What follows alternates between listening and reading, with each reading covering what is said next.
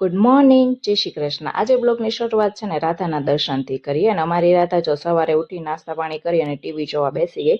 પછી હું ઘરનું બધું કામ કરીને રેડી થઈ ગઈ ને પછી નવરી બેઠી હતી તો ડાળી અને ખજૂર હાથમાં આવી ગયો તો એનો નાસ્તો કરી લીધો ને પછી આજ વહેલું કામ થઈ ગયું ને તો બે માં દીકરી સૂતી હતી, મતલબ મસ્તી કરતી હતી। પછી આ રાધાનું બિસ્કિટ મારા હાથમાં આવી ગયું તો મેં થોડુંક ખાઈ લીધું। પછી સરસ મજાનું સલાડ બનાવી અને જમવા બેસી ગયા અને જમી અને પછી અમારી રાધાએ તો જો શોર્ટ ઉપર શોર્ટ જ દડા બેટના મારે છે। મને એવું લાગે છે કે આ મોટી થઈને ક્રિકેટર જ બનવાની છે અને છે ને ભાઈ એને છે ને દડે બેટ રમવાનું મળી જાય ને એટલે બીજું કંઈ જ ન જોઈએ। પછી રોજની જેમ થોડીક વાર અમારી રાધાને નખરા કરવાના હોય અને પછી શાંતિથી સૂવે ત્યાં સુધી એને હક ન થાય। પછી ઉઠીને સરસ મજાની ચા બનાવી લીધી અને છે ને આજે છે ને રાધા ઉપર અલકાબેનના ઘરે હતી અને છે ને મને બહુ મજા નહોતી આવતી એટલે મને છે ને એમ થયું કે હું આજ માળા કરી લઉં, એમ મતલબ કે નેગેટિવ ફીલ થતું હતું। પછી સાંજ પડતા જ સરસ મજાનું ડુંગળી બટેકાનું શાક બનાવ્યું રસાવાળું અને રોટલા બનાવી અને જમવા બેસી ગયા।